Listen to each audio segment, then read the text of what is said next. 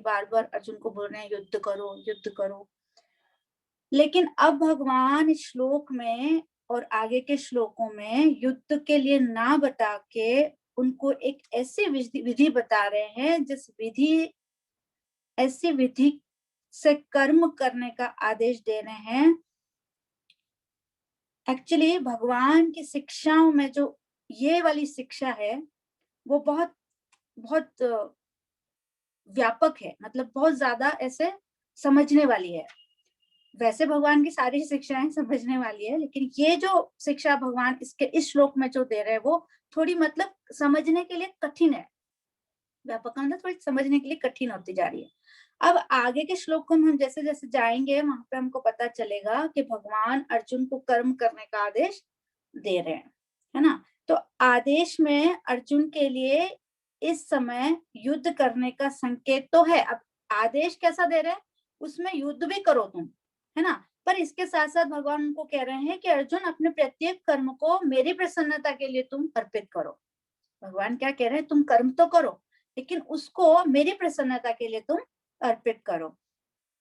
तो अर्जुन को एक्चुअली डर रहे थे, अर्जुन ना क्या डर रहे थे कि युद्ध में करूंगा तो मुझे पाप की प्राप्ति होगी, है ना, मुझे पाप लगेगा, है ना। तो भगवान यहाँ पे ऐसी एक विधि बता रहे हैं जिससे कर्म भी करेंगे अर्जुन और उनको पाप नहीं लगेगा। और ये खाली युद्ध करने का तो पाप नहीं लगेगा जो नहीं लगेगा, लेकिन अभी तक के जितने भी कर्म बंधन है अर्जुन के, उन सब से अर्जुन मुक्त हो जाएंगे, है ना। तो यहाँ पे इस श्लोक के अंदर भगवान जो है अर्जुन को 3 महत्वपूर्ण शिक्षाएं दे रहे हैं। क्या दे रहे हैं, देखिए, पहला, ऐसा तेह विहिता सांख्य बुद्धि है, अर्थात यह बुद्धि तुम्हें सांख्य के विषय में बतलाई गई है। तो श्लोक संख्या 11 से लगा के 30 तक जो भगवान ने ज्ञान दिया वो ज्ञान क्या कहलाता है, सांख्य ज्ञान कहलाता है ना। जिसमें भगवान ने हमको क्या बताया, शरीर और जीवात्मा के बीच में क्या अंतर होता है ना, उसके प्लस माइनस जितने भी थे सारे, जीवात्मा में क्या क्या होता है, शरीर के साथ क्या होता है ना, सारा विस्तार से भगवान ने हमको बताया। श्लोक नंबर 11 से 30 दूसरे अध्याय के, है ना। अब यह ज्ञान भगवत गीता का एक्चुअली सामान्य ज्ञान है। अगर ये ज्ञान हमने समझ लिया, कौन सा ज्ञान, सांख्य वाला ज्ञान जो आत्मा जीवात्मा और भगवान के सॉरी जीवात्मा और शरीर के बीच में है ना, वो ज्ञान अगर हमने समझ लिया तो हम सामान्य ज्ञान आ गया, मतलब अभी हम जनरल नॉलेज में हैं, जनरल नॉलेज हमको मिल गया। अब इस श्लोक में भगवान सांख्य से भी आगे के विषय बता रहे हैं। कौन सा बता रहे हैं, बुद्धि योग बता रहे हैं। इसमें सांख्य योग तो भगवान ने बता दिया, अभी इस श्लोक से बुद्धि योग भगवान बता रहे हैं, जिसका परिणाम क्या होगा, कर्म बंधन से मुक्ति मिल जाएगी हमको, है ना। बता अर्जुन को रहे हैं लेकिन हमारे लिए भी ये है। तो अभी तक भगवान ने जो उपदेश दिया वो कर्म बंधन को समझने के लिए दिया कि क्या, कि कर्म बंधन को क्या है, कर्म बंधन, है ना। तो श्लोक संख्या 11 से 30 तक के 20 श्लोकों में भगवान ने बताया कि देह के नष्ट होने पर जीवात्मा को अन्य शरीर की प्राप्ति होती है। तो अब प्रश्न ये उठता है कि जीवात्मा को अन्य शरीर की प्राप्ति होती है तो ऐसा कौन सा नियम है जिससे हमको पता चले कि किस जीवात्मा को किस प्रकार का शरीर प्राप्त होता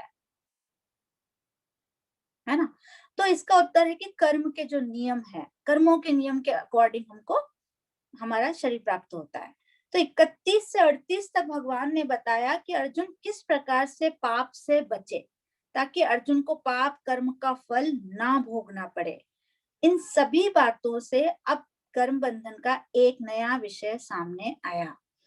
केवल अर्जुन के लिए ही नहीं, हमारे सबके लिए, हर व्यक्ति के लिए ऐसी कौन सी विधि है जिसके द्वारा कर्म करने पर कर्म के बंधन में हम नहीं फंसेंगे और अर्जुन भी नहीं फंसेगा, है ना। तो इस श्लोक के तात्पर्य में देखिए श्रील प्रभुपाद क्या लिख रहे हैं। श्लोक के तात्पर्य में श्रील प्रभुपाद लिख रहे हैं, इस सांख्य का नास्तिक कपिल के सांख्य दर्शन से कोई सरोकार नहीं है ना।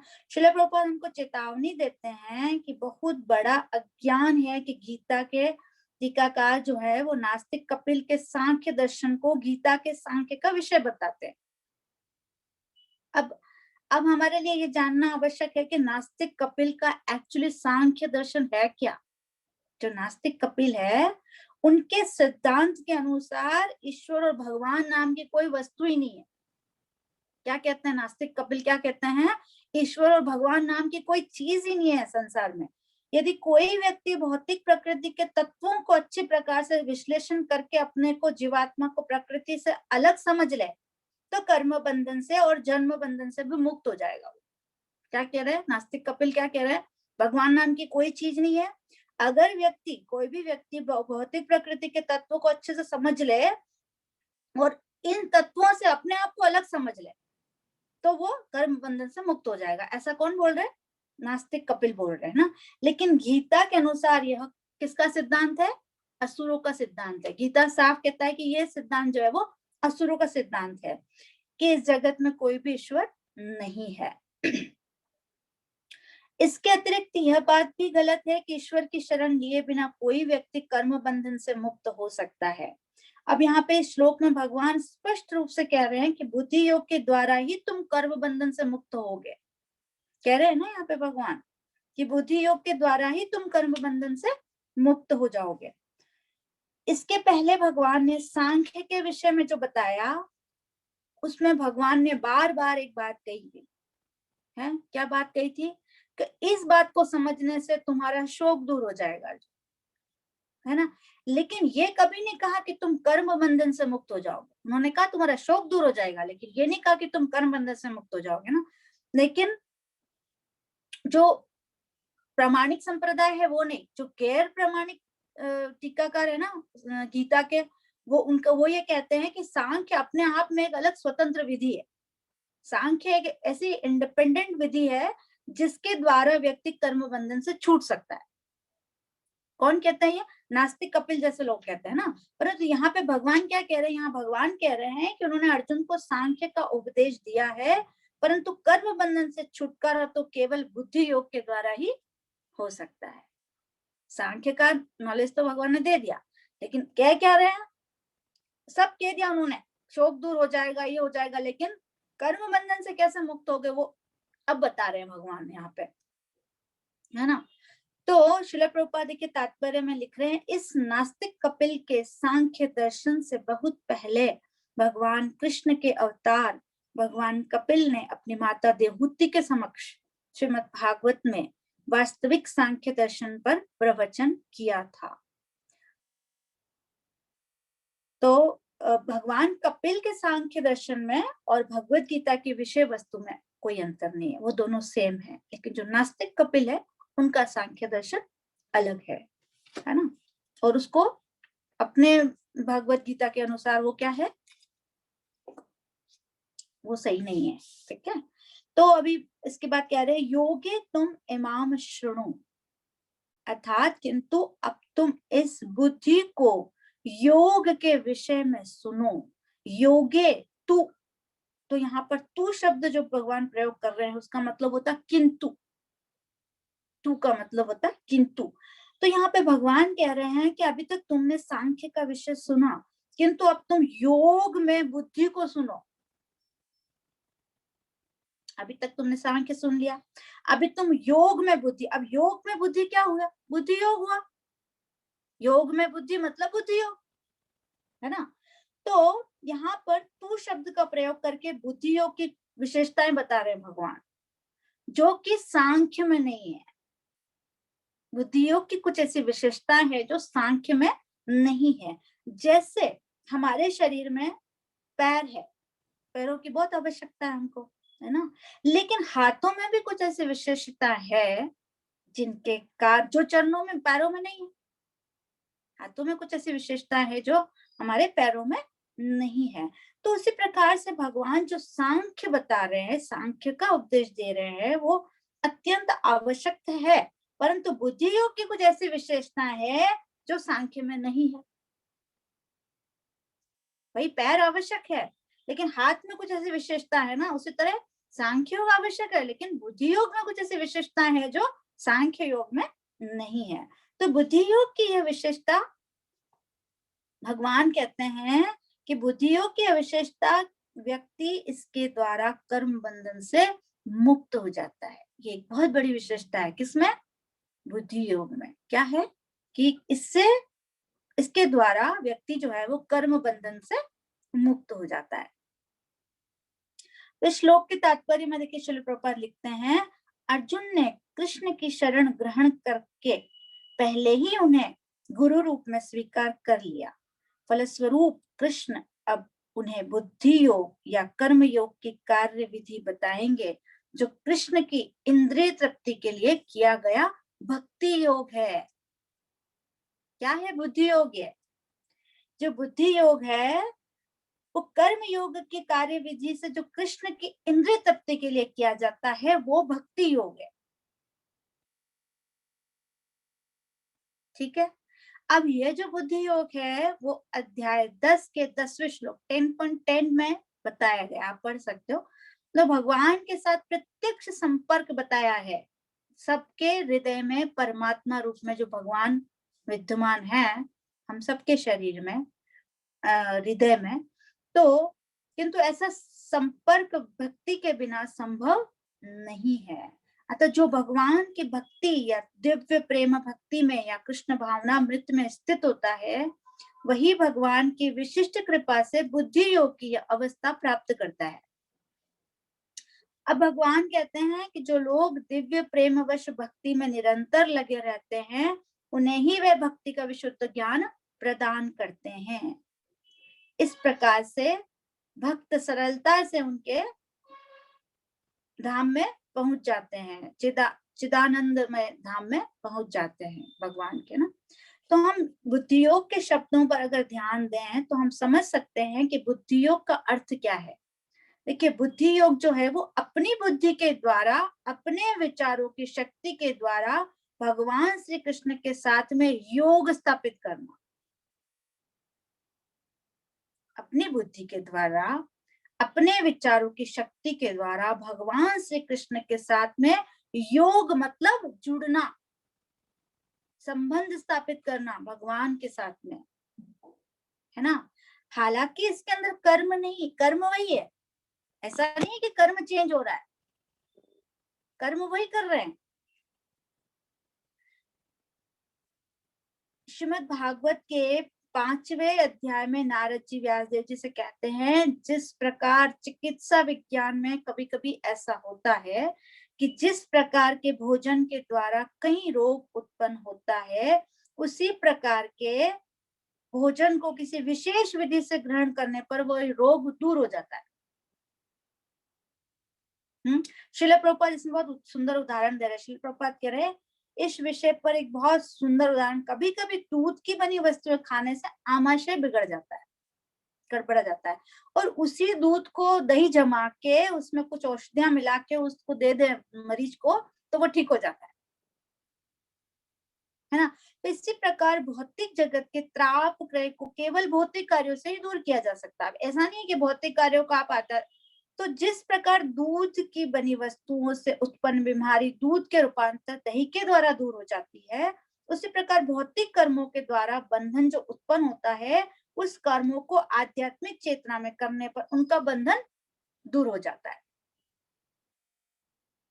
जो भौतिक कर्म है उनको आध्यात्मिक करने से वो कर्म बंधन से मुक्ति मिल जाती है। तो इस विषय में श्रील प्रभुपाद एक दूसरा उदाहरण एक और दे रहे हैं। श्रील प्रभुपाद कह रहे हैं, पहले लोहे को जो है अग्नि में लाल करते हैं। लोहा होता है ना, पहले उसको अग्नि में तपाते हैं, लाल करते हैं। जब वह लोहा अग्नि बन जाता है तो उसी प्रकार कर्म का भौतिक बंधन तुरंत ही समाप्त हो जाता है। तो यदि उसे भगवान की सेवा में लगा देते हैं तो उसी प्रकार से जैसे लोहा अग्नि बन जाता है ना, वैसे ही भौतिक बंधन तुरंत समाप्त हो जाता है ना, क्योंकि हम उसको भगवान की सेवा में लगा देते हैं।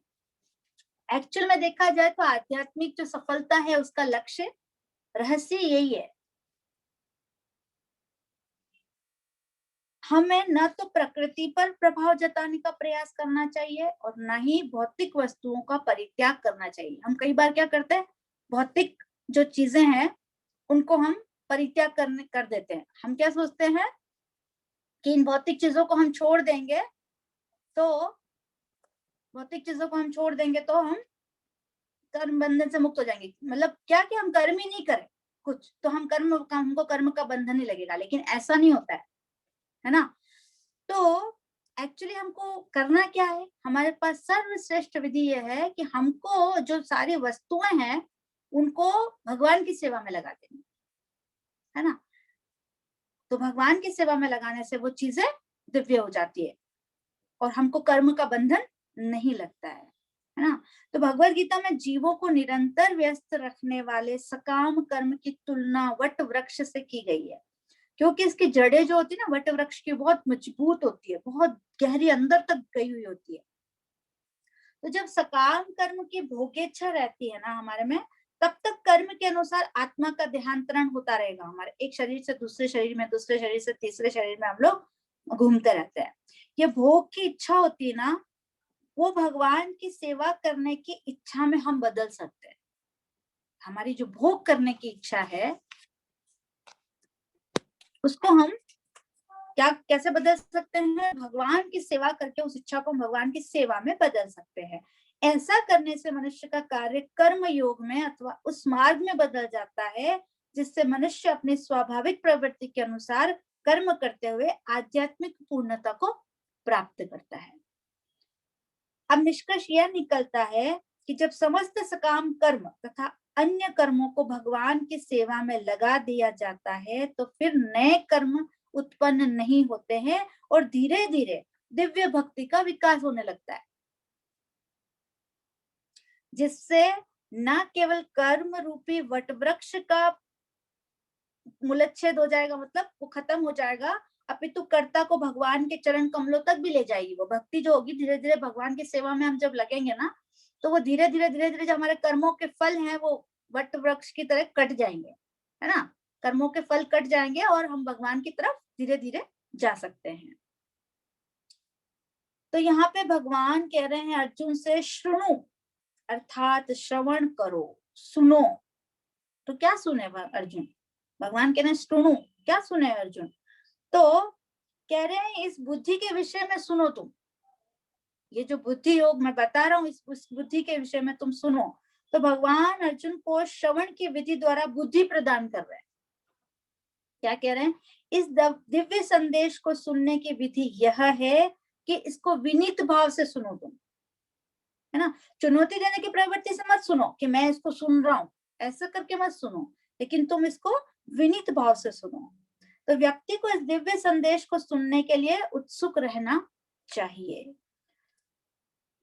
निष्ठा पूर्वक सुनने की कामना ही इसकी पहली योग्यता है।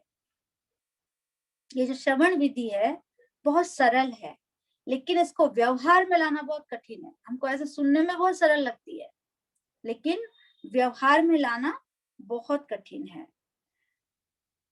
तो जो अनलकी लोग होते हैं ना, अनलकी पीपल, वो क्या करते हैं, व्यर्थ की सामाजिक राजनीतिक, है ना, बातें सुनने के लिए अपना टाइम वेस्ट करते हैं।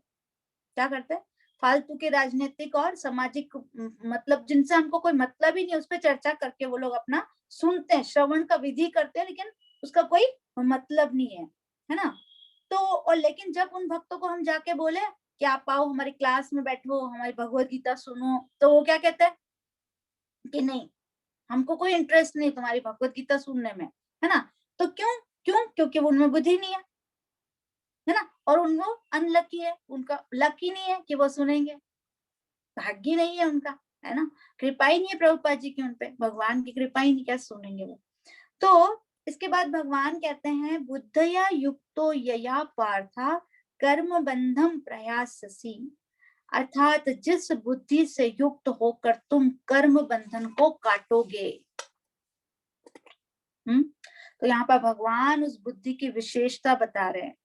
कौन सी बुद्धि की, बुद्धि योग की, जो बुद्धि जो जो अपने विचारों से अपनी बुद्धि लगाकर हम भगवान से योग स्थापित करते हैं, संबंध स्थापित करते हैं भगवान से, उस बुद्धि की यहाँ पे विशेषता भगवान बता रहे हैं। क्या बता रहे हैं, कह रहे हैं अर्जुन तुम इस बुद्धि से युक्त होकर कर्म बंधन को काटोगे। ये बुद्धि मैं तुमको दूंगा ना, इस बुद्धि से तुम अपने कर्म के बंधनों को काटोगे। तो हमको ये समझना है कि इस बुद्धि के बिना कोई व्यक्ति कर्म बंधन से मुक्त नहीं हो सकता है। है ना। जैसे प्रत्येक कर्म के साथ शुभ तथा अशुभ बंधन होता है ना। तो जब व्यक्ति कर्म करता है तो उसको शुभ और अशुभ कर्म बंधन में बंधना पड़ता है। भले या तो अच्छे कर्म करेगा तो भी बंधना पड़ेगा, बुरे कर्म करेगा तो भी बंधना पड़ेगा। ऐसा नहीं कि खाली बुरे कर्म करने पे बंधन में पड़ेंगे, नहीं, ऐसा नहीं है।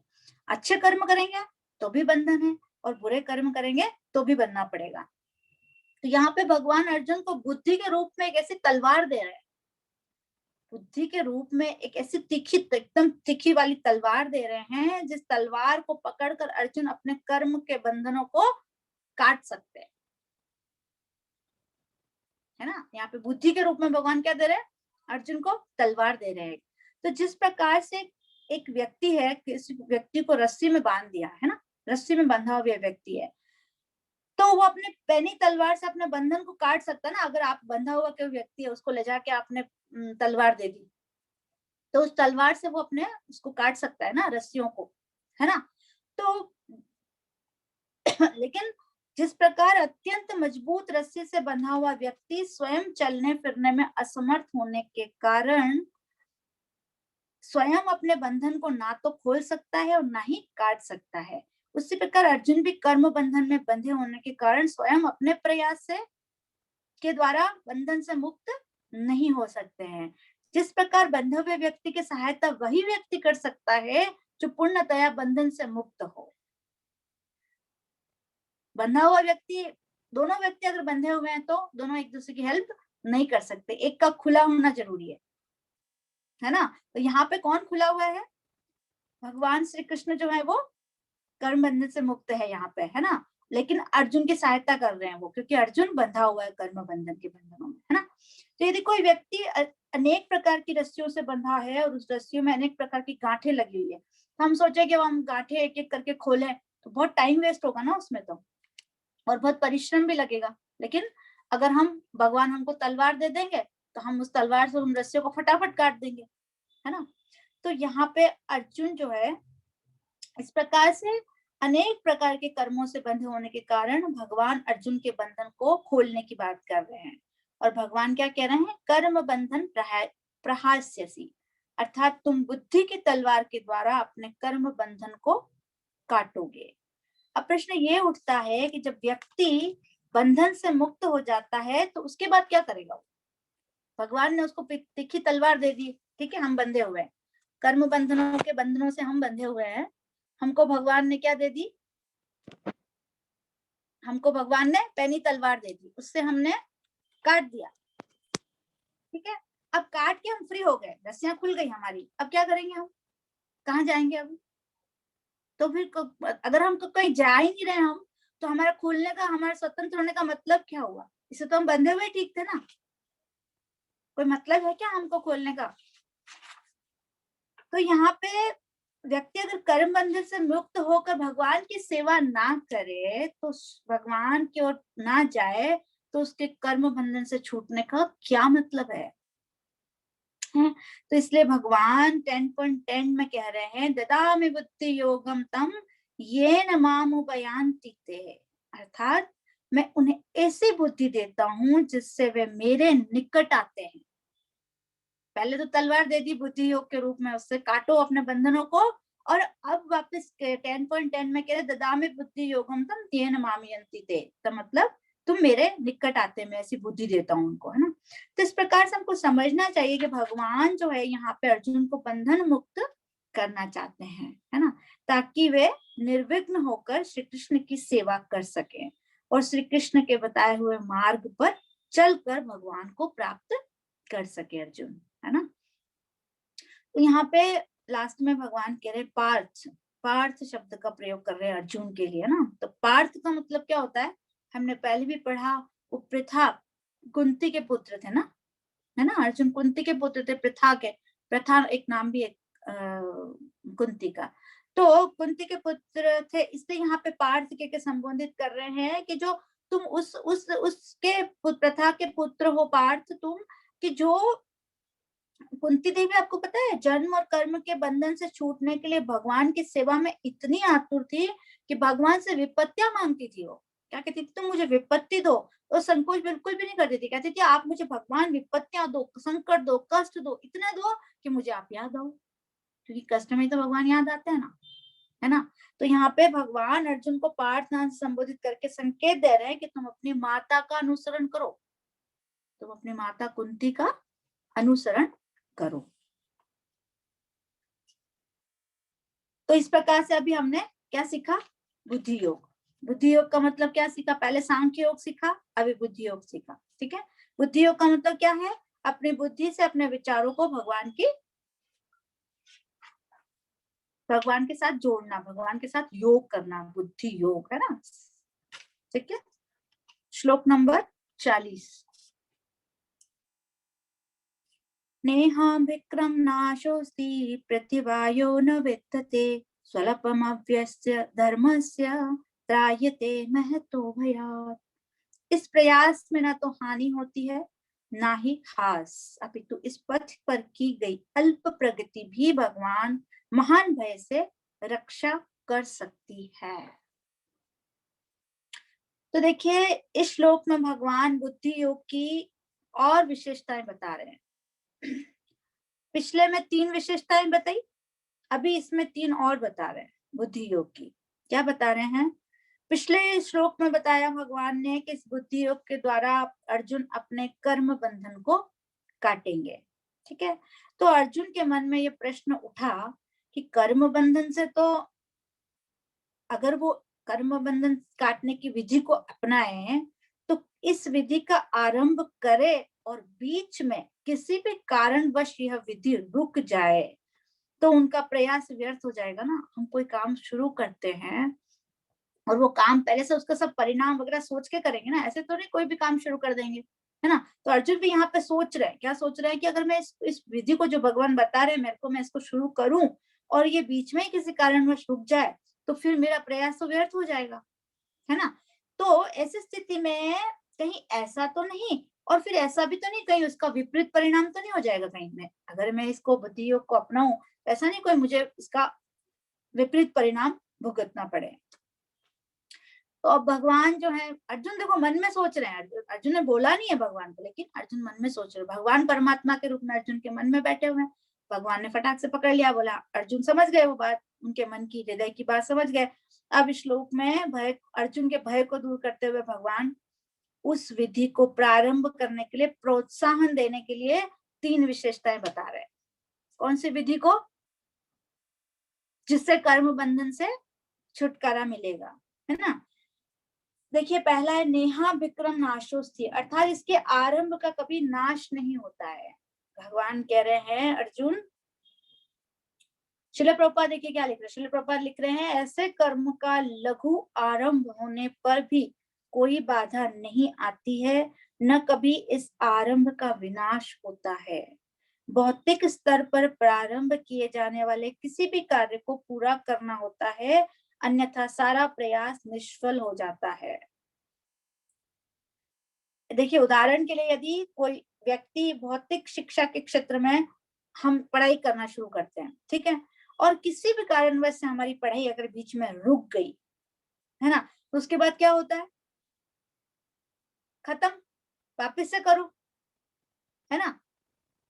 और उसका कोई लाभ नहीं है, उस पढ़ाई का आपने आधी करी छोड़ दी बीच में, कोई मतलब नहीं है।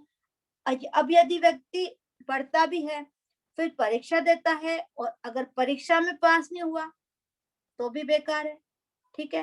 परीक्षा में पास हो गया और डिग्री प्राप्त कर ली तो उसका कार्य सफल हुआ समझा जाता है, परंतु यदि वह ठीक से अध्ययन ना करे और बीच में अध्ययन छूट जाए उसका प्रयास व्यर्थ हो जाता है। फिर वह अध्ययन पूरा कर लेता है परंतु परीक्षा नहीं देता है, फिर उसका प्रयास व्यर्थ हो जाता है। खूब पढ़ता है वो, फिर एग्जाम देता है, फिर पास नहीं होता है, फिर वापस उसका प्रयास। यदि वो परीक्षा उत्तीर्ण कर लेता है फिर उसको शिक्षा की डिग्री नहीं मिलती तो भी उसका परिश्रम व्यर्थ हो जाता है। तो यहाँ भगवान कह रहे हैं कि भक्ति के कार्यों में किया गया कोई भी प्रयास इस प्रकार से व्यर्थ नहीं होता है।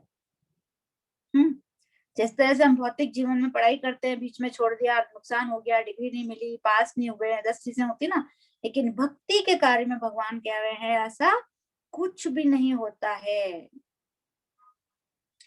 भक्ति के कार्यों में किया कोई भी प्रयास इस प्रकार से व्यर्थ नहीं होता है। यदि हम भक्ति योग की विधि की तुलना ऐसी दिव्य पढ़ाई से करें जिससे हम जितना अधिक प्रयास करते हैं भगवान हमारे अंक पत्र में उतने ही अंक बढ़ाते जाते हैं।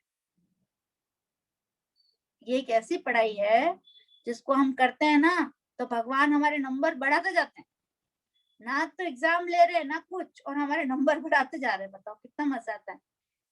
यह जानकर हमको कितना प्रोत्साहन मिलता है कि हम कुछ भी कर रहे हैं तो भगवान हमारे नंबर बढ़ा रहे हैं। अब यदि शुद्ध भक्त बनने के लिए हमको मान लें कि 100 नंबर चाहिए, ठीक है, 100 नंबर की हमको जरूरत है एक शुद्ध भक्त बनने के लिए, तो धीरे धीरे या तेजी से हम प्रयास करके एक बार 100 अंकों तक पहुंच जाते हैं तो हमारा जीवन जो है पूर्ण रूप से सफल हो गया है। अब इस जीवन में अगर हम इस कृष्ण भक्ति के पूरे 100 अंक बाई चांस प्राप्त ना कर पाए तो भी कोई नुकसान नहीं है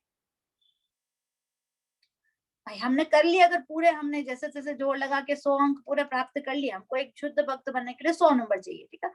अभी हमने जैसे जैसे 100 नंबर प्राप्त कर लिए, बाई चांस हमने नहीं कर पाए, हम कहीं तक पहुंचे और 1, 10, 50 कितने भी अंक हमको मिले और इस जीवन के बाद भगवान जो है हमारे अंक सुरक्षित रखते हैं और हमको फिर अवसर देते हैं अगले जीवन में आगे बढ़ने के लिए। मान लिया 50 नंबर हमारे हमने इस जीवन में कलेक्ट कर लिया, ठीक है, अब हमारा शरीर छूट गया, ठीक है, तो अगले शरीर जो हमको मिलेगा ना, हम 51 से स्टार्ट करेंगे, शुरू से नहीं। अब मुझे बताओ भौतिक शिक्षा में अब इतनी अच्छी व्यवस्था भगवान श्री कृष्ण के अलावा कौन कर सकता है बताओ। भौतिक शिक्षा में यदि किसी क्षेत्र में कोई व्यक्ति अनेक प्रकार की डिग्रियां प्राप्त कर ली, डॉक्टर बन गया, इंजीनियर बन गया, खूब सफलता प्राप्त कर ली, लेकिन जैसे उसने शरीर छोड़ा वो सारी जो सिद्धियां प्रसिद्धियां उसकी उस शरीर के साथ में खत्म हो गई। अगले जीवन से फिर से उसको नर्सरी क्लास से स्टार्ट करना पड़ेगा ना। लेकिन भगवान देखो कितनी अच्छी व्यवस्था कर रहे हैं। भगवान ऐसा बढ़िया स्कूल खोला हुआ है।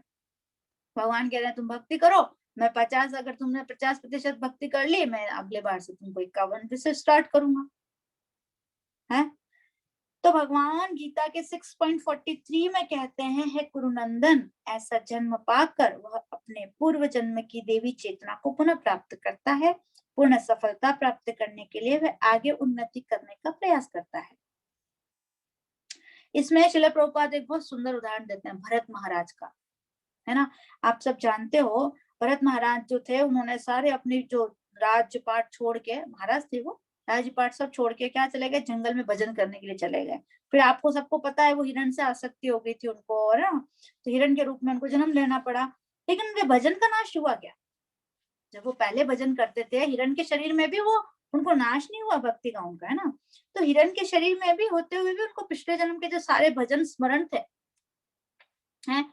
अब हिरण के शरीर में भजन तो कर नहीं सकते हैं, लेकिन स्मरण तो है ना, कर नहीं सकते हैं लेकिन स्मरण तो है ना उनको।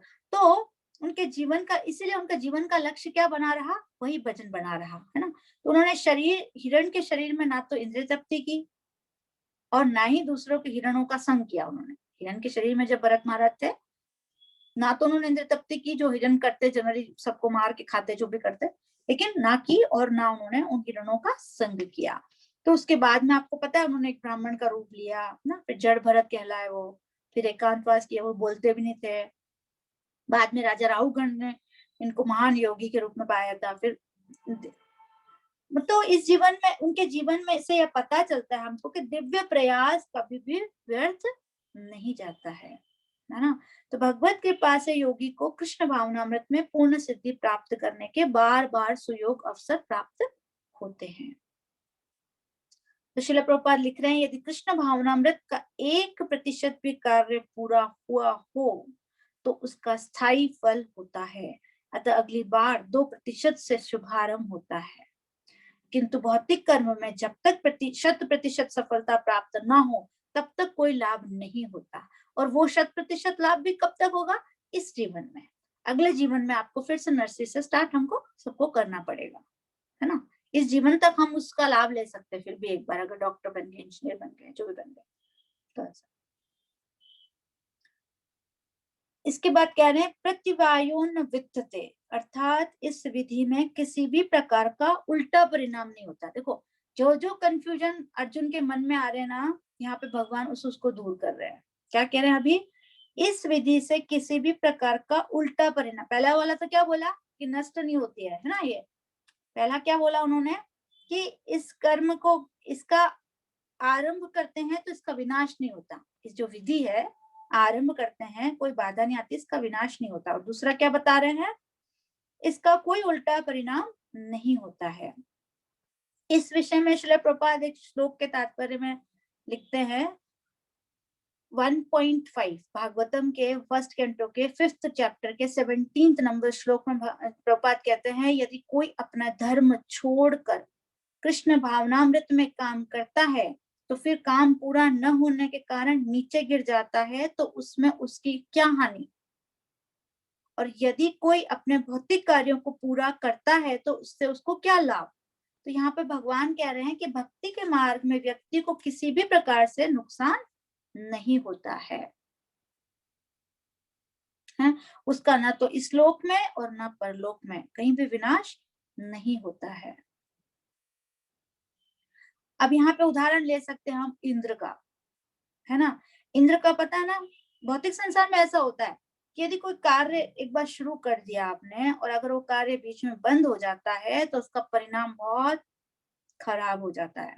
ब्रजवासियों में जैसे इंद्र की पूजा की है, फिर उन इंद्र की पूजा करते थे, फिर इंद्र को अभिमान हो गया कि ब्रजवासियों का कोई गुण नहीं है और अपनी पूजा को वो समझने लगे अधिकार है मेरा, ये ब्रजवासी जो मेरी पूजा कर रहे हैं ये मेरा अधिकार है, उसको ये अभिमान हो गया, इनको करना ही चाहिए, ये जो कर रहे हैं वो करना चाहिए, इनको जरूरी है इनके लिए, तो इनमें तो कोई गुण है नहीं तो ये मेरी करेंगे ऐसे करके ना।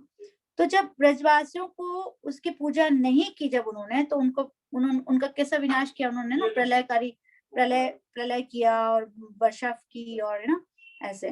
तो फिर गोवर्धन पर्वत धारण करके, आपको पता ही है जो भी हुआ आगे, फिर भगवान ने उनको बचाया सब ब्रजवासियों को।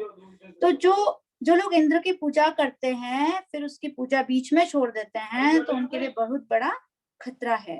तो इस प्रकार कोई व्यक्ति सोच सकता है कि भगवान श्री कृष्ण में भी यदि कोई अंतर या रुकावट, उनकी पूजा में भी अगर कोई रुकावट या संकट आ जाए, खतरा आ जाए, तो फिर भगवान यहाँ पे इसीलिए कह रहे हैं कि जिस प्रकार इंद्र की पूजा बंद होने पर ब्रजवासियों को महान संकट में डाला था, उस प्रकार अपनी सेवा बंद होने पर भगवान अपने भक्तों को कभी भी संकट में नहीं डालते हैं। यदि कोई भक्त भगवान को भूल जाता है, भगवान उस भक्त को कभी भी नहीं भूलते हैं।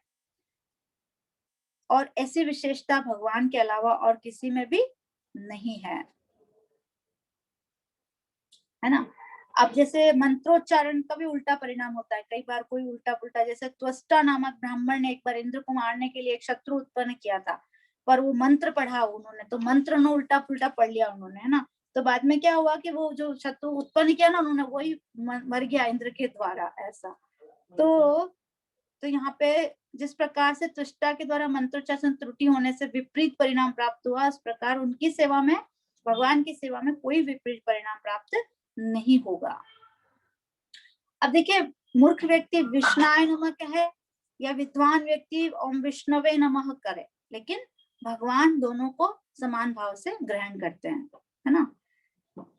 तो जैसे चिकित्सा का भी उल्टा परिणाम होता है, कभी कभी रोगी की चिकित्सा में चिकित्सक की गलती हो जाए, है ना, तो रोगी की मृत्यु भी हो जाती है कई बार, है ना। तो कोई व्यक्ति सोच सकता है कि भगवान की सेवा में भी अगर कोई त्रुटि रह जाए तो भगवान बहुत उल्टा परिणाम हो जाएगा इसका।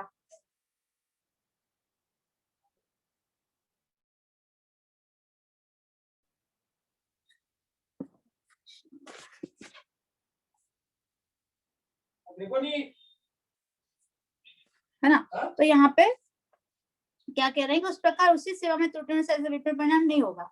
तो भक्त के हृदय में स्थित होकर भगवान ऐसी बुद्धि देते हैं उसको, जिससे भक्तों का संग देते हैं, जिससे भक्त अपनी त्रुटियों को, अपनी गलतियों को भक्तों के संग में रहकर सुधार लेता है ना। अब तीसरा कह रहे हैं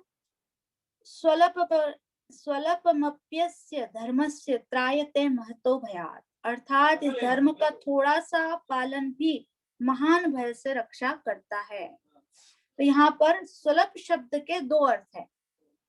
सुलभ शब्द जो है उसके दो अर्थ है। देखिए बना हुआ है, पहले संधि विच्छेद कीजिए इसका, सु तथा अल्पम, है ना। तो सु का अर्थ अगर अपन बहुत थोड़ा माने तो अल्पम का अर्थ नहीं, सु का अर्थ अगर बहुत माने तो अल्पम का अर्थ होगा थोड़ा। तो क्या हो गया, बहुत थोड़ा, है ना। स्वल्पम का क्या अर्थ हो गया, बहुत थोड़ा। तो भगवान यहाँ पे कह रहे हैं कि कृष्ण भावना भावित रूपी धर्म का अगर थोड़ा सा भी पालन तुमने किया तो तुम्हारी महान भय से यहाँ पे रक्षा हो जाएगी। और दूसरा अर्थ इसका है, सु मतलब सुंदर और अल्पम का मतलब तो थोड़ा ही होगा, है ना। तो वापस से भगवान यहाँ पे सुंदर तथा थोड़ा, तो इसका क्या कह रहे हैं, कृष्ण भावनामृत का पालन चाहे थोड़ा सा ही किया जाए लेकिन सुंदर ढंग से किया जाए, है, तो आपकी महान भय से रक्षा हो जाएगी। अब सुंदर ढंग से करने का क्या मतलब है, सुंदर ढंग से करने का मतलब है अपराधों से मुक्त होके, बिना अपराध किए, अपराधों से बचकर भगवान का नाम जब हम लेते हैं तो श्रील प्रभुपाद देखिए क्या लिख रहे हैं, यहाँ पर कहा गया है, इसमें नहीं लिख रहा है, यह नाम नाम श्री भगवान का पवित्र नाम इतना शक्तिमान है कि अपराध रहित होकर एक बार भी सुनने पर नीच पुरुष भी पवित्र हो जाते हैं, नीच से नीच पुरुष भी पवित्र हो जाते हैं। और अगर कोई भक्त निरपराध होकर एक बार भी पवित्र नाम का उच्चारण करता है तो उसकी शाश्वत रक्षा होती है। जिस समय अजामिल का आपको पता है ना, कैसे पुत्र को नारायण के नाम से पुकारा था, तो भगवान नारायण का ही चिंतन करता था और नहीं वह नाम, जो अजामिल था वो उस वक्त जब उसने शरीर छोड़ा तब वो ना तो चिंतन करता था भगवान का, है ना, और तो इस प्रकार से वह कैसे संकट से मुक्त हो गया, है ना। मतलब जिस समय अजामिल अपने पुत्र को नारायण के नाम से पुकारता था उस समय वह न तो भगवान नारायण का ही चिंतन करा उसने और न ही नाम का अपराध कर रहा था। इस प्रकार वह अत्यंत संकट से मुक्त हो गया, है ना। तो यहाँ पे बताया गया है कि सुंदर ढंग से अगर हम अपराधों से बचकर अगर हम भगवान का नाम लेंगे तो हमको महान भय से हमारी रक्षा हो जाएगी। और यही कृष्ण भावनामृत का, ये कृष्ण भावनामृत जो है वही जीवात्मा का असली धर्म है। तो यहाँ पे भगवान कह रहे हैं स्वल्पमप्यस्य धर्मस्य, अर्थात इस धर्म का थोड़ा सा भी आचरण। इसके पहले 31वें श्लोक में भगवान ने अर्जुन के समक्ष स्वधर्म की चर्चा की थी। आपको ध्यान है, हमने स्वधर्म पढ़ा था, अर्जुन का स्वधर्म पढ़ा था ना 31वें श्लोक में। स्वधर्म का अर्थ क्या था, ब्राह्मण क्षत्रिय वैश्य शूद्र स्वाभाविक कर्म जो होते हैं ना वो स्वधर्म है। परंतु स्वधर्म की तुलना में भगवान इस धर्म की विशेषता यहाँ पे बता रहे हैं कि यह जो धर्म है वह व्यक्ति की महान भय से रक्षा करता है। तो श्री कृष्ण इस धर्म की चर्चा कहाँ पे की है, भगवत गीता में, आप सबको पता है 18.66 में क्या की, सर्वधर्मान परित्यज्य मामेकं शरणं व्रज अहम त्वाम सर्व पापेभ्यो मोक्षयिष्यामि मा शुच। अर्थात सभी धर्मों का परित्याग करके मेरी शरण में आ जाओ, तुम ब्राह्मण हो क्षत्रिय हो जो भी हो, तुम सब धर्मों को छोड़ दो और मेरी शरण में आ जाओ, मैं तुमको निश्चित ही क्या कह रहे हैं, महान भय से रक्षा करते हैं ना भगवान हमारी, कह रहे हैं ना माँ शुच डरो मत, आ जाओ तुम, मैं तुम्हारी रक्षा करूंगा, है। तो यहाँ पे कह रहे हैं त्रायते महतो भयात, अर्थात महान भय से रक्षा हो जाती है। तो वह महान भय क्या है, कौन सा भय है जिसकी रक्षा कर रहे हैं भगवान हमारी। प्रथम अध्याय में भगवान ने बताया कि पाप से भयभीत है अर्जुन, जो है वो पाप से भयभीत हैं। क्या कह रहे हैं कि मैं अगर युद्ध करूंगा तो मुझे पाप की प्राप्ति होगी। तो यहाँ भगवान उसी पाप को महान भय कह रहे हैं। तो 18.66 में भगवान यही कहते हैं कि उनकी शरण में चले जाओ और सभी पापों से मुक्त हो जाओ। अब क्योंकि अर्जुन अत्यंत ऊंचे धरातल पर है इसलिए वे पापों से भयभीत है, परंतु इतने लेवल पे जाके कोई पापों से भयभीत होता है, लेकिन जो सिंपल जो है साधारण मनुष्य जो है वो अगर ऊंचे धरातल पे अर्जुन के धरातल पे नहीं है तो वो नरक से डरेगा कि मैं कुछ भी कर्म करूंगा तो मैं नरक में जाऊंगा, तो वो नरक से डरेगा, है ना। तो जो नरक की प्राप्ति है उसके लिए वो महान भय है, जो अर्जुन की स्थिति है उसके लिए जो पाप है वो महान भय है ना। अजामिल तो पापों से ही भयभीत नहीं था ना। अजामिल को थोड़ी पता था पाप और क्या होगा, नरक में जाऊंगा, पाप हो गए, सब उसको तो कुछ पता नहीं था ना। लेकिन जब उसको देखा, उसने जो आए वो भयानक यमदूत आए, जिनके शरीर ऐसे टेढ़े मेढ़े भयानक थे, मुंह कैसे थे, शरीर पे ऐसे बड़े बड़े रोम थे ना, तो उनके हाथों में रस्सियां लिए हुए थे, यमराज के पास ले जाने के लिए जब आए ना, देखा ना उनको, तो वो भय के कारण जोर से डर गए और जोर से नारायण पुकारा उन्होंने, अजामिल ने, है ना। तो जब विष्णुदूतों ने, बाद में आपको पता ही है सब, विष्णुदूत आ गए, फिर उन्होंने या उनको बोला कि हम ले जाएंगे इसको, भगवान का आदेश है ऐसा, क्योंकि उन्होंने नारायण नाम लिया ऐसा करके। तो यमराज के दूत अजामिल के हृदय के भीतर से आत्मा को छीन रहे थे, किंतु भगवान विष्णु के दूतों ने गंभीर वाणी में उसे ऐसा करने से उनको मना कर दिया। तो इस प्रकार से हमको समझना चाहिए कि जो लोग नरक के महान भय से अपनी रक्षा करना चाहते हैं, उन्हें क्या करना पड़ेगा? उनको कृष्ण भावना मृत अवश्य ही स्वीकार करना चाहिए, है ना। तो आज हमने क्या सीखा?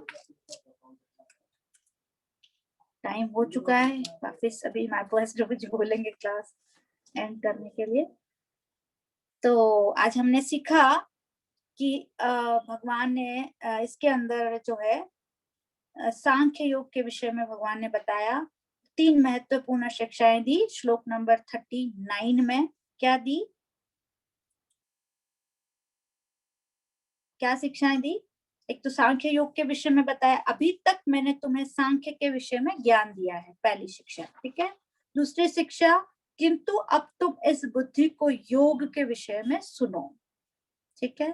तीसरी शिक्षा भगवान ने दी, जिस बुद्धि के द्वारा तुम कर्म बंधन को काटोगे, ठीक है। श्लोक नंबर 39 में 3 शिक्षाएं दी भगवान ने। अभी तक फर्स्ट दी, अभी तक मैंने तुम्हें सांख्य के विषय में ज्ञान दिया है।